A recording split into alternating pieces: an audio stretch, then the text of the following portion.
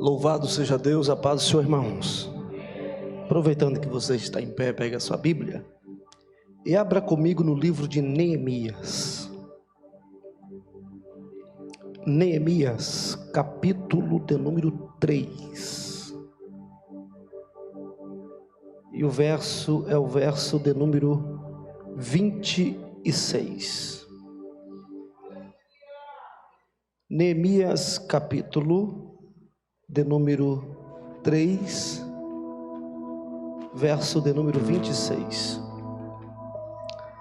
Louvado seja Deus por esta oportunidade que Deus me concede de estar com esta igreja abençoada, a qual eu tenho um grande carinho, um grande amor. Por 2 anos e meio quase, estivemos aqui auxiliando o pastor Elianai. Aprendemos muito com esta igreja, desenvolvemos um caráter ministerial com Deus, e hoje, pela bondade de Deus, estamos ali pastoreando a igreja do Rocio Grande. E durante 8 anos eu viajei esse Brasil exercendo o ministério itinerante. E logo após a pandemia, eu já estava trabalhando com o pastor Wilson, mas ainda fazendo as minhas viagens. Quando veio a pandemia, começo de 2020, eu perdi toda a minha agenda, e foi quando eu me envolvi mais diretamente. E eu conversava esses dias com uma pessoa, e eu dizia assim: eu descobri em mim talentos que eu não sabia que existia. É isso que a obra faz com a gente. E Deus desenvolveu alguns talentos em mim, e pela bondade de Deus, esses talentos estão servindo para a obra do Senhor, e tudo isso foi desenvolvido aqui com vocês, trabalhando com vocês. Então eu fico contente de poder estar ministrando esta noite para esta igreja. Neemias capítulo 3, verso 26, quem encontrou diga amém. Diz assim: ora, os servos do templo que habitavam em Ofel fizeram os reparos até em frente da porta das águas, para o oriente e até a torre alta. Amém? Tome seu assento, em nome do Senhor Jesus. Hoje, terça-feira, noite que seria naturalmente noite do encontro com a palavra, quando foi me anunciado que eu estaria ministrando aqui sobre o poder da palavra, eu fui orar a Deus e falando com o Senhor acerca daquilo que Ele gostaria, e Deus trouxe ao meu coração uma mensagem que eu já ministrei há algum tempo, e ela faz parte de uma série de mensagens que eu comecei a ministrar aqui e não terminei, que é sobre as 12 portas de Jerusalém. E essa série de mensagens eu comecei ali no Rocio Grande, por 3 meses e meio eu concluí ela, e Deus falou forte ao meu coração, e eu folhava e eu dizia: Deus, não, essa ali não, eu não quero, eu quero outra, eu quero uma palavra daquela de tirar pica-pau do toco e tá tudo a toca. Mas Deus disse: não, quem manda sou eu, e servo não questiona, servo obedece. Eu gostaria então de falar um pouquinho sobre esta porta. De todas as portas que Neemias reconstrói, a porta das águas é uma das portas que tem um poder profético muito grande. De todas as 12 portas que ele restaura ao retornar para Jerusalém, a porta das águas tem um sentido profético. Isso é tão forte que Jesus vai citar lá na frente, em João, no capítulo de número 7, verso 37. A porta das águas, ela estava localizada na esplanada sul, leste do templo, a qual a Bíblia chama de porta oriental, ou porta do oriente. Essa porta ela ficava ali porque era uma porta que dava acesso direto à esplanada do templo. Ela recebe esse nome Porta das Águas por um motivo. Diariamente os servos passavam por essa porta trazendo água que era buscada no tanque de Siloé.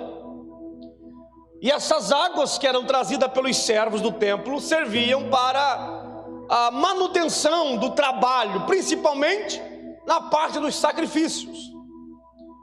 Todo sacrifício gerava uma quantidade grande de sujeira, então precisava diariamente de muita água para se limpar toda aquela sujeira, a qual era ministrada pelos levitas e os sacerdotes. O interessante é que de todas as 12 portas que Neemias reconstrói, essa é a única que não vai ser reconstruída. Essa é a única porta que, quando Jerusalém foi destruída, permaneceu de pé. Não foi queimada, não foi destruída, não foi rachada, ela permaneceu ali. Só que ela permanece por um período de mais de 70 anos. E durante esses 70 anos, o tempo a corroeu, ela envelheceu. Então ela não passou por um processo de restauração, mas ela passa por um processo de revitalização. Seus ferrolhos são trocados, as suas dobradiças são trocadas, há uma pintura preparada sobre ela. Então ela é revitalizada e não restaurada. E como eu disse, ela tem esse nome, Porta das Águas, devido ao acesso diário dos servos nesta porta em direção ao templo, para levar água para o serviço diário. O interessante é que essa porta está relacionada diretamente a uma das 3 maiores festas do calendário judaico. E lembrando que dentro da cultura e do calendário religioso judaico, haviam basicamente 7 festas principais. E essas festas não eram festas regadas de cerveja, de baile, não. O objetivo dessas festas era celebrar a Deus algo que Deus havia feito no passado. Entre estas 7 festas principais, existiam 3 que eram as mais importantes. E dentre essas 3, conhecidas como festa da Páscoa, festa do Pentecostes, a mais, com um sentido mais profético, é justamente a festa dos tabernáculos, conhecida também como festa de Sucote ou festa das cabanas. Esta porta das águas está relacionada diretamente a esta porta, por um motivo.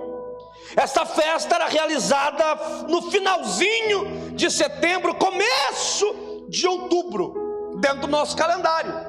Dentro do calendário judaico é o mês de Tisri, final de setembro, começo de outubro. Israel se reunia para celebrar a Deus esta festa. E o que esta festa celebrava? Celebrava o período de 40 anos que Israel permaneceu no deserto, sem ter uma terra para chamar de sua, sem ter um terreno para chamar de seu. Durante 40 anos habitou dentro de cabanas, dentro de tendas. E durante esses 40 anos habitando dentro de tendas e cabanas, eles experimentaram a provisão e o cuidado abundante de Deus. Durante esses 40 anos, Deus não deixou faltar nada para eles. Tinha pão toda manhã na mesa, tinha água toda manhã da rocha, tinha alimento, tinha a sombra fresca de uma nuvem que os cobria durante o dia, tinha o calor que os aquecia de uma coluna de fogo durante a noite. Aleluia. Nosso presidente chegou, já quero passar a oportunidade, pastor. Vou dar continuidade então, obrigado, pastor. Israel não sentiu necessidade de nada, teve tudo o que precisava, e por isso eles se reuniam, deixavam as suas casas nesse período, durante 7 dias, faziam cabanas nos terraços, nos quintais das casas, e ali permaneciam por um período de 7 dias, celebrando a Deus, dizendo: glórias ao grande Deus Jeová, que cuidou do nosso povo no passado, sustentando no deserto, não deixando perecer. E o cuidado de Deus foi tão fantástico, que tem um livro chamado Salmo, e um salmo que relata que nenhuma doença Deus permitiu que chegasse na tenda de Israel.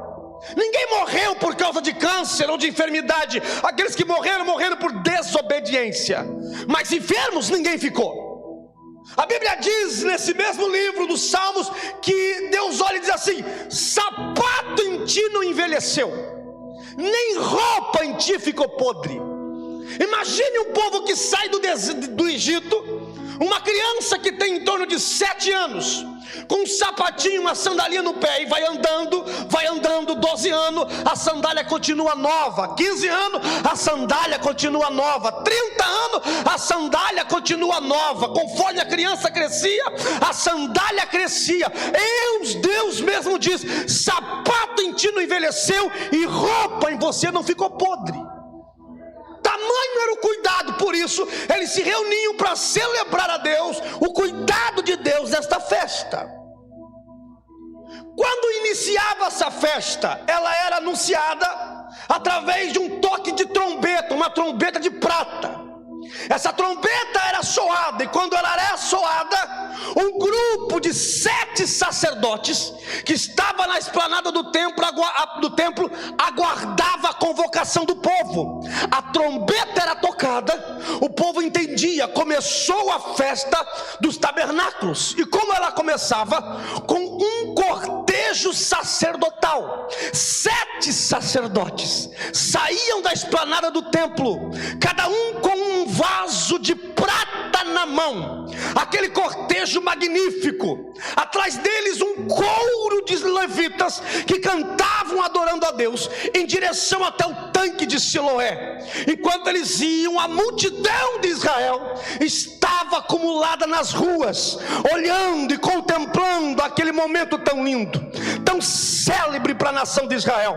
Os sacerdotes então enchiam as suas vasilhas de prata de água, levavam então direcionada novamente ao templo e derramavam diante do altar, em sinal de adoração a Deus. Ao derramar estas águas, Israel celebrava a Deus, agradecendo pelas chuvas que Deus enviou para que a plantação prosperasse e eles tivessem o que comer durante aquele ano. A água era derramada. Após a água ser derramada, um conjunto de sacerdotes começava a orar, não apenas agradecendo, agora pedindo a bênção de Deus para o ano futuro. Deus, não permita que o céu se feche, não permita que a terra rache, envia água para o teu povo. Era um momento de transição, de adoração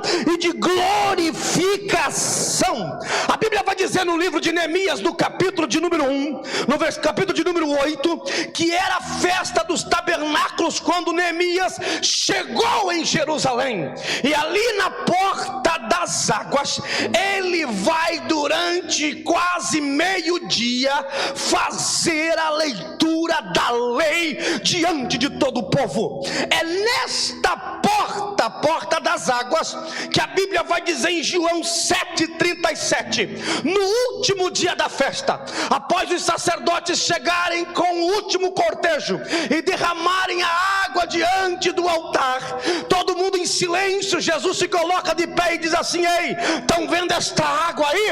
Esta água aí, qualquer um que beber dela vai acabar voltando a ter sede, mas eis que vos digo, se alguém tem sede, venha a mim e beba, porque eu sou a água da vida. Observe que esta porta está relacionada com toda a operação de Deus na nossa vida. Então, falar sobre esta porta é falar sobre a restauração, já que água simboliza a palavra de Deus, que limpa, que purifica, que tira a sujeira. Restaurar a porta das águas é restaurar a centralidade, o retorno ao poder que a palavra pode produzir na igreja. Quando se restaura a porta das águas, está se retornando ao poder curador, purificador, transformador, que só a palavra pode gerar na igreja. Quem pode dar um glória a Deus pela palavra? Quem pode exaltar a Deus pela palavra? A palavra não envelhece, a palavra não desatualiza. Eu vi outro dia um cidadão que agora foi até expulso do hall de ministros da igreja batista, aleluia, o não sei o que lá, René Kivitz, ele chegou a ter a cara de pau de dizer que a igreja que a Bíblia precisava ser atualizada. Meu irmão, a Bíblia, a palavra não precisa ser atualizada. Em 1940, o menino que cuidava de algumas ovelhas, presbítero irmão Jefferson, estava lá na região de Kiram, ou de Qumran, como você quiser entender, e de repente uma das suas ovelhas se perdem. Ele começa a andar naquele conjunto de cavernas, pega uma pedra e começa a jogar dentro, na expectativa de que a ovelha que está lá dentro saísse. Quando ele joga uma pedra, ele ouve um barulho de um objeto de barro se quebrando. Chamou a atenção dele, ele entrou, e quando ele entrou lá, ele encontrou centenas de vasos de barro contendo centenas de pergaminhos. São as cópias mais antigas da Bíblia Sagrada. Quando foi descoberto isso, então, pastor Ítalo, os cientistas, os grandes homens que não creem em Deus e na palavra, e dizem que ela foi escrita por homens, por isso está cheio de erro, olharam e disseram: agora a gente vai provar que a Bíblia está errada, foi adulterada. É só pegar os escritos que foram achados do ano 8 antes de Cristo, aleluia, e nós vamos começar a ler e vamos ver que a Bíblia de hoje está errada. O homem mudou as palavras, mas quando eles encontraram um livro do rolo do profeta Isaías intacto, com todos os 66 capítulos, ao comparar o rolo do Mar Morto de mais de 100, 200 anos atrás com as cópias atualizadas de hoje, não havia erro, não havia falha, não havia infabilidade. Sabe por quê? Porque a palavra não se desatualiza. Billy Graham chegou a dizer em uma das suas mensagens: o jornal que vai sair amanhã é menos atualizado do que a palavra. A palavra não envelhece, a palavra não perde força, a palavra continua sendo a força motriz da igreja. Sabe por quê? Porque a fé não é gerada pela voz de quem prega ou pela música de quem canta. A fé é gerada pela palavra de Deus, pela palavra de Deus, pela palavra de Deus, aleluia. Um dos fundamentos da reforma protestante, baseado nas 5 solas, a primeira sola é o fundamento principal. E qual é, pastor? Sola Escritura. E o que é isso? Somente a palavra. Este é o primeiro fundamento da reforma protestante, que gerou esta fé intacta que nós possuímos hoje. É a primeira, é a doutrina essencial da fé cristã. A sola Escritura afirma que a Bíblia é a palavra de Deus e é a única regra de fé e prática da igreja. Em outras palavras, sola Escritura quer dizer que a Bíblia está acima de toda tradição religiosa. Sola Escritura quer dizer que a Bíblia é suficiente como fonte de aprendizado sobre salvação, sobre pecado e sobre perdão. Sola Escritura quer dizer que a Bíblia está acima de toda experiência pessoal. Por mais íntimo que você seja, por mais profeta de Deus que você seja usado, a tua mensagem profética nunca estará acima da palavra. A palavra ainda é a maior revelação que a igreja tem, aleluia. Além de ser a nossa principal guia nas decisões, nas lideranças, nas ações. Quer ouvir Deus falar contigo? Abra a tua Bíblia mais vezes. Quer ouvir Deus falar contigo? Abra a tua palavra mais vezes. A gente reclama: Deus não fala mais comigo em profecia, Deus não se revela mais comigo, Deus não usou mais o profeta. Vai para a palavra, meu irmão, olha para ela, é ela que vai falar contigo, porque ela é o único livro cujo autor está do teu lado quando você lê. Já parou para pensar nisso? Você pega qualquer livro aí de teologia sistemática, de hermenêutica, livro de filosofia por homens que escreveram, você lê e tem coisas que você não entende. Se você pudesse olhar para o autor e dizer: o que você quis dizer aqui com isso? O autor ia dizer: olha, isso aí eu quis dizer desse jeito, dessa forma. Mas os autores a gente não pode consultar. Agora a Bíblia Sagrada é o único livro cujo autor está do teu lado quando você lê. Você olha olha para ela e diz assim: não estou entendendo. O Espírito Santo: fica tranquilo que eu vou te ensinar e te explicar o que eu quero dizer com isso aí. Quem pode dar glória a Deus pela palavra, faça. Aleluia.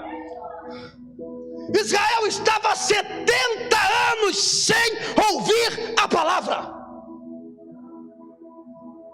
70 anos sem culto. 70 anos sem reunião.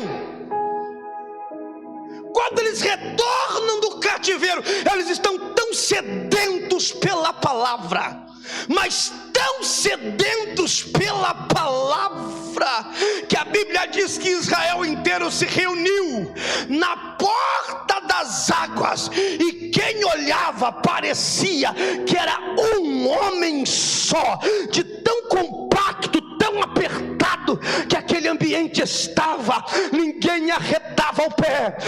Neemias constrói um púlpito de madeira, Esdras começa a pregar de manhã até o meio-dia e ninguém arreda o pé. Aquela multidão, como um homem só, ouvindo a palavra, chorava. Aleluia. Esdras pregava, e quando ele pregava, diz a Bíblia que havia alguns pregadores que estavam no meio do povo, que ouviam Esdras pregar e repetiam ao ouvido do povo, porque era muita gente, e quando eles iam indo, repetindo, o povo começava a chorar. O lamento era alto por ter abandonado a palavra, pelo estado que chegaram, e a Bíblia diz que o choro era tão alto, que os pregadores tinham que dizer assim: fique em silêncio, porque senão a gente não vai conseguir ouvir a palavra.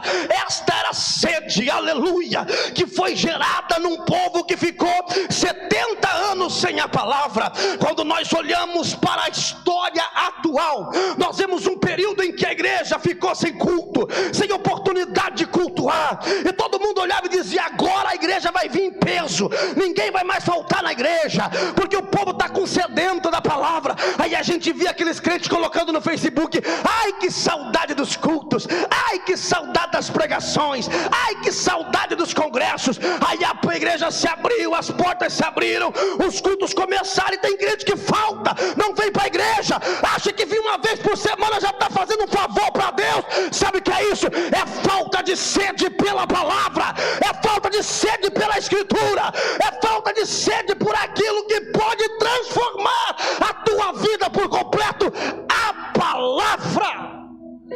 Aleluia. Por que ela é importante? Por que restaurar a porta das águas, pastor, significa o retorno à centralidade do poder da palavra? Porque só ela limpa.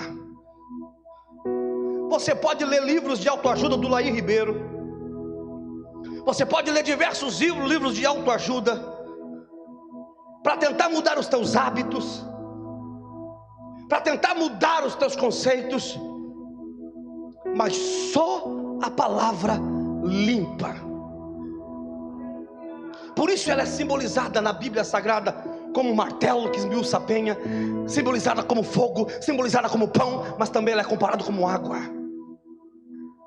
Porque o próprio Jesus vai dizer em João 15:3, olhou para os discípulos e disse: vós já está limpo pela palavra que vos tenho pregado. Lá na frente de João 17:17, Jesus está em oração e diz assim: Pai, santifica-os na tua verdade, a tua palavra é a verdade. Paulo, quando escreve aos Efésios no capítulo 5, 25 e 26, ele faz um comparativo do marido com a esposa. Ele diz assim, que Cristo amou de tal forma a igreja, que se entregou por ela para purificá-la através da lavagem da água, e ele conclui dizendo, a saber, pela palavra. É a palavra que limpa, é a palavra que purifica, é a palavra que traz consciência e diz assim, não peque, não erre, está errado, não cometa isso. É a palavra, é por isso que nós precisamos voltar à centralidade da palavra. Não dá como exercer ela como poder se ela não for o centro dos nossos cultos, o centro da nossa casa, o centro da nossa vida, o centro do nosso caminhar. A palavra de Deus, ela limpa. Pode trazer qualquer pregador do manto, do reteté, do fogo, da boca sagrada, do queixo não sei do que, da revelação não sei da onde, qualquer nome que tem por aí, mas se não tiver palavra, não gera transformação, não gera cura, não gera vida. Aleluia. Eu me lembro da história de um cidadão, porque às vezes as pessoas pensam que é o falar bonito, é o se expressar dentro do vernáculo aportuguesado, é expor uma linguística bem organizada. Não! O que faz a diferença é o poder da palavra. De nada adianta eu vir aqui e falar, significa isto, no grego significa isto, no hebraico significa isto, porque não sei quem disse isto, e não ter poder na palavra que purifica, que santifica, que gera vida. Sabe o que acontece? O demônio vai ouvir o grego, o demônio vai ouvir o hebraico, o demônio vai ouvir o que significa no aramaico e vai ficar. Mas quando se ouve um homem que tem o poder da palavra nos lábios, querido, não tem como o demônio ficar do lado, porque a palavra confronta, gera fé e traz vida. Quem pode levantar a mão e dar glória pela palavra? É a palavra que traz o lamante, o brenéria, suribicandarai, o verdadeiro avivamento. Ele não é gerado pela voz rouca ou pelos pulos frenéticos, é gerado pela palavra. A palavra vai indo, a palavra vai transformando, e o cidadão, às vezes que não conhece nada de teologia sistemática, mas tem a palavra como centro da sua vida, tem poder, e quando prega na simplicidade do evangelho, não tem como não gerar vida. Eu me lembro da história de um cidadão, um moço que morava na rua, aleluia, de tanto viver na rua, dormia na marquise da igreja. O pastor fechava a igreja, ele ficava ali. Um dia o pastor está fechando a igreja, ele disse, pastor, eu vi que tem um quartinho ali atrás, está abandonado, e eu já estou cansado de dormir na rua, está frio, o senhor deixa eu dormir ali, em troca eu limpo o quintal da igreja, eu varro a igreja, se o senhor quiser eu limpo a igreja também. O pastor olhou para o moço, ficou com dó, e disse, tudo bem, vamos fazer um negócio, você dorme ali e cuida da igreja para mim. E ele continuou, começou dormindo ali, cuidando do pátio da igreja, tirando o matinho, aleluia, tirando o pó, juntando um papel de bala, limpando a igreja, abrindo a igreja, fechando a igreja, tudo aquilo que ele estava fazendo. Uma pessoa simples, sem estudo nenhum. Um dia o pastor fez um grande congresso, pensa num congresso maravilhoso, e chamou um pregador daqueles famosão do Brasil, que arrasta a multidão, já viu? E de repente, aleluia, tinha um homem, um obreiro naquela igreja, que tinha alguns amigos de influência na sociedade. Quando ele soube que o fulano de tal, que renome no Brasil, estaria na igreja dele, ele foi lá e convidou um amigo dele que era juiz de direito, chamou e disse assim, meu amigo, vai ter um camarada aí que tem uma homilética muito linda, prega demais, uma pessoa que fala muito bem, eu gostaria que você estivesse presente neste culto. O cidadão que era juiz disse, não, pode deixar tranquilo que eu estarei lá.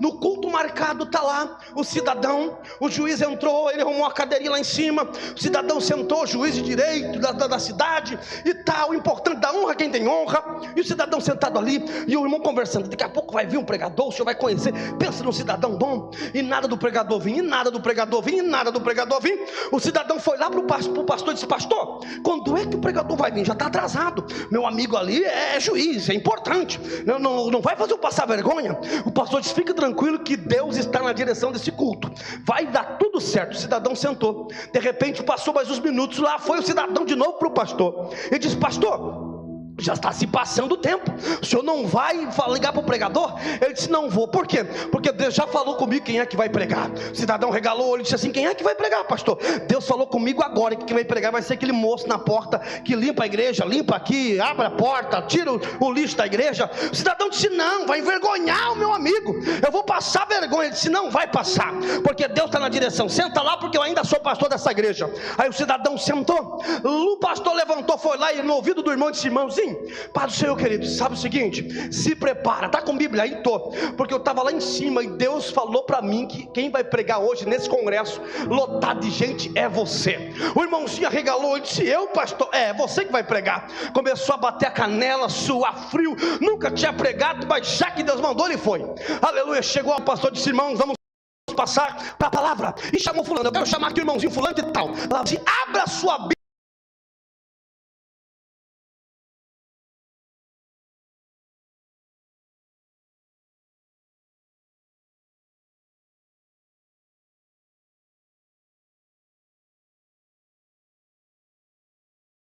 Bíblia no Evangelho de Mateus, capítulo 1. Ele abriu e começou a ler.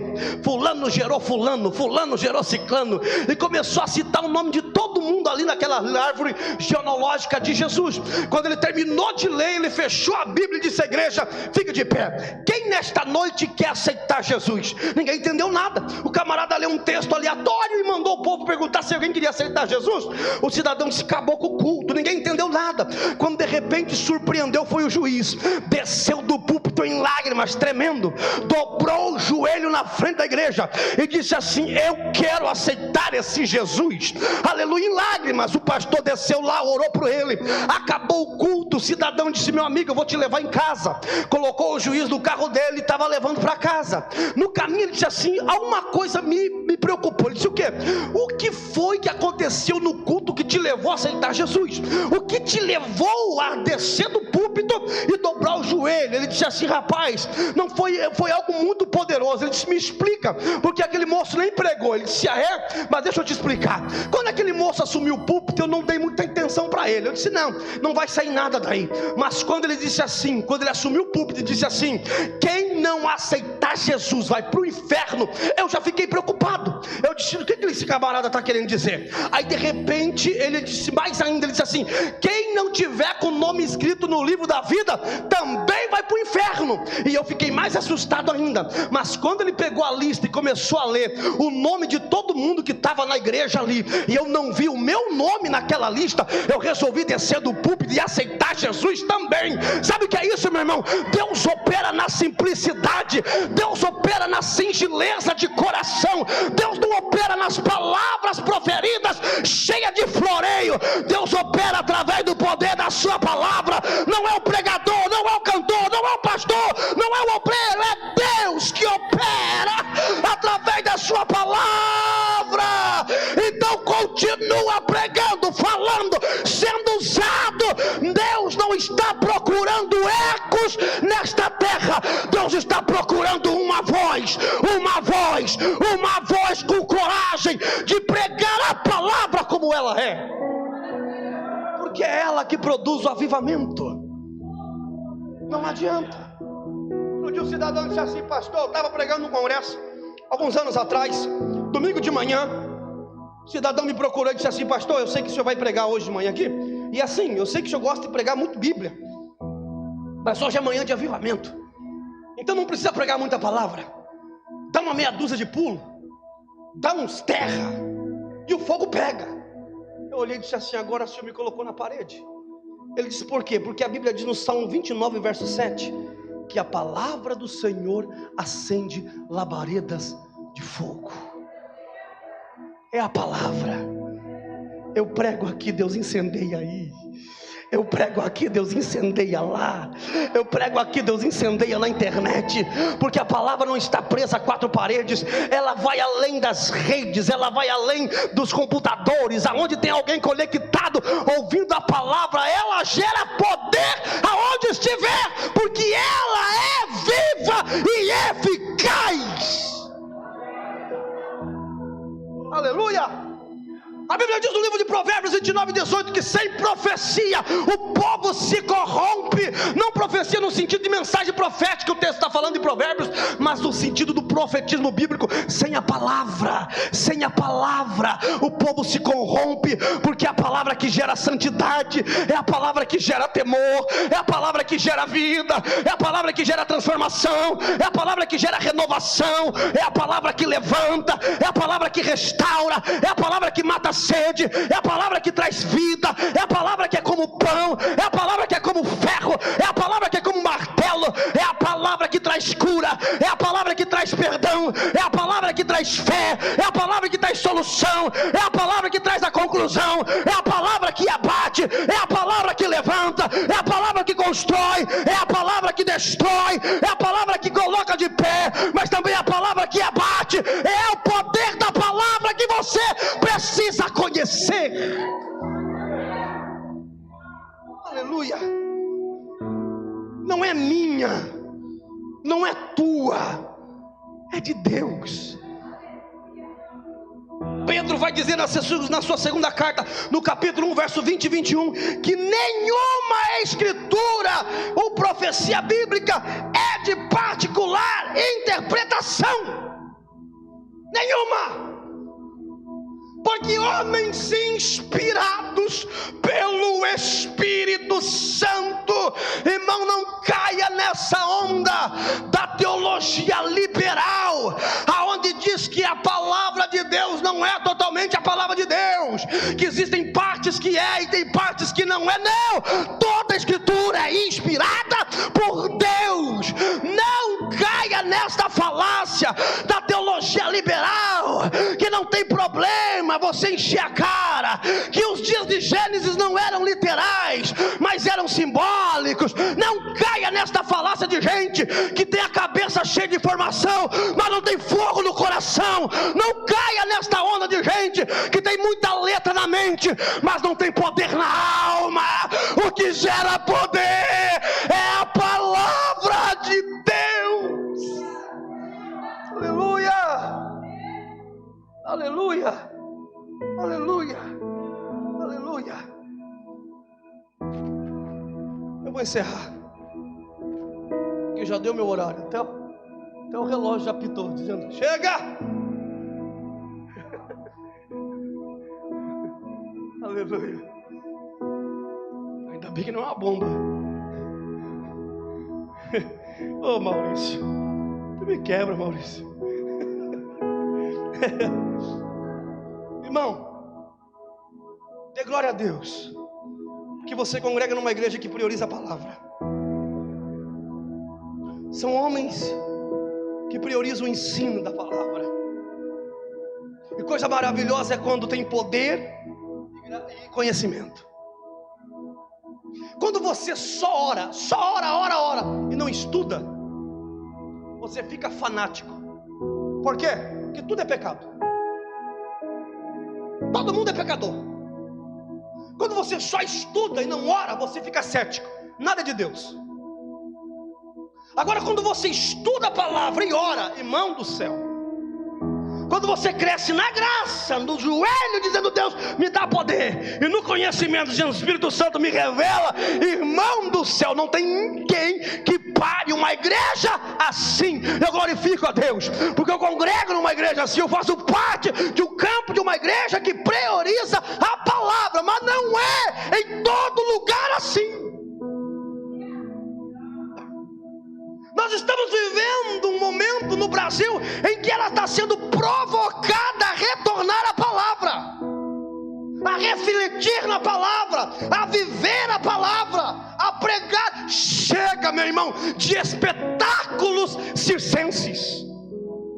Chega de pregadores que se vestem de Batman, de Chapolin Colorado, de Homem-Aranha, para pregar na igreja. Não foi assim que a gente aprendeu. Não foi assim que a igreja foi estabelecida.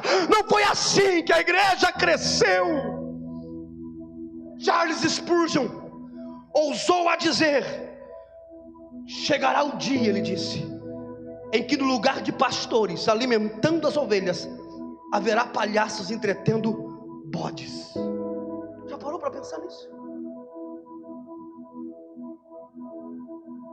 Mensagens espíritas, mensagens cheias de gnosticismo. É a palavra que gera cura. Eu fui curado esses dias pelo poder da palavra aqui. Fui curado pelo poder da palavra. Acho que o pastor Lenan já falou alguma coisa aqui, mas há 7 meses atrás, 8 meses atrás, eu sofri um infarto. Perdi parte do coração. Eu tenho um exame onde parte do meu coração estava morta. Minha própria cardiologista disse assim: olha, nós vamos ter que te dar um remédio para fortalecer essa parte que ficou, mas essa parte não volta mais, porque é músculo, e músculo sem sangue, ele gangrena, ele mirra, ele seca. E por algum tempo eu tinha sentido algumas dores e tal, mas algumas semanas atrás eu fui fazer novamente um exame. Só aqui antes de fazer o exame, nós estamos na última consagração do ano aqui. Pastor Elianai, depois de ser pregada a palavra aquela manhã poderosa, eu saí, o pastor Elianai saiu e disse assim: Deus me toca aqui para orar por cura. E eu saí do banco e vim aqui, eu disse: Jesus, me cura. Quando eu cheguei ali, o pastor Elianai começou a orar, eu comecei a sentir um calor que vinha da planta dos pés, ia subindo e queimava o peito aqui. Aleluia. Quando ele chegou perto de mim, ele colocou a mão na minha cabeça, eu não aguentei de pé, caí no chão. Naquele momento Deus estava me curando, naquele momento Deus estava tratando, sarando-me, restaurando meu coração. Aleluia. Algumas semanas atrás eu fui fazer o exame, estou na mesa, ela está fazendo os exames. Quando ela olha para o computador, ela fica assustada. Ela diz: rapaz, o que aconteceu? Eu disse: que aconteceu o quê? Ela disse assim: a parte que estava morta está viva, voltou, o teu coração está restaurado para a glória de Deus. Dentro do consultório eu comecei a dar glória a Deus e aleluia, e falar em línguas. Eu disse: é porque eu sirvo um Deus que cura, eu sirvo um Deus que tem poder na sua palavra, e a sua palavra diz que Ele é o mesmo ontem, hoje e eternamente. Quem crê no poder da palavra fica de pé, fica de pé, fica de pé para glorificar o nome do Senhor, exaltar a majestade santa do Deus que te chamou. Aleluia. É a palavra, é a palavra, é a palavra. Ela pegou os 2 exames, aleluia. Ela disse assim: se eu não soubesse que você teve um infarto, eu nunca imaginaria que você teve alguma coisa. Aleluia, aleluia. Agora mês que vem eu vou fazer um outro exame, que é para ver como é que está o estado das minhas veias, das minhas artérias. Mas eu creio que estão limpas para a glória de Jesus, porque quando Deus faz a obra, Ele faz completo, pelo poder da palavra de Deus. Não, irmão, não foi no corredor de sal, não foi a vassoura ungida, não foi a chave da bênção, não foi o travesseiro do sono de Deus, não foi a palavra que foi pregada naquela manhã que gerou fé no meu coração, e através da oração do pastor, Deus curou, porque Ele ainda tem poder na sua palavra. Oh glória, oh glória, oh glória, oh glória. Posso orar, pastor? Eu quero orar por você. Eu quero orar por você nesta noite que deseja, aleluia, ver a igreja brasileira retornando à palavra, à centralidade do evangelho. Eu quero orar por você que deseja ser um instrumento de Deus para esta geração, com palavra de Deus dos lábios. Pastor, eu não sei pregar, eu não sei cantar, mas você pode ser usado no trabalho, pode ser usado na escola, na faculdade, onde você estiver, para falar a palavra para uma pessoa, e essa palavra tem poder de transformar vidas, renovar e limpar aquele lugar. Quem deseja ser usado por Deus, aleluia, sai do banco e vem correndo aqui na frente. Eu quero orar por você, eu quero clamar a Deus pela tua vida. Deus vai te usar, Deus vai te usar como pregador, Deus vai te usar como cantor, Deus vai te usar como um pastor, Deus vai te usar como instrumento. Mas não perca a centralidade da palavra, não perca a centralidade da Bíblia. Aleluia, aleluia. Vem mais pra frente aqui, irmão. Vem mais pra frente aqui. Vem mais pra frente. Feche os seus olhos esta noite. Feche os seus olhos esta noite. Está na hora de restaurarmos a porta das águas. Restaurarmos a porta das águas. Voltar à centralidade das Escrituras. Aleluia, nada mais me dá fome do que a palavra. A palavra gera vida, a palavra gera transformação. Então nesta noite diga: Senhor, cumpra-se em mim a tua palavra. Cumpra-se em mim a tua palavra. Cumpra-se em mim a tua palavra. Cumpra-se em mim a tua palavra esta noite, Senhor. Vem sobre nós nesta noite com tua graça. A tua palavra foi pregada, e é esta palavra, Deus, que um dia me arrancou do banco lá de trás e me arrastou para frente para te aceitar como Salvador.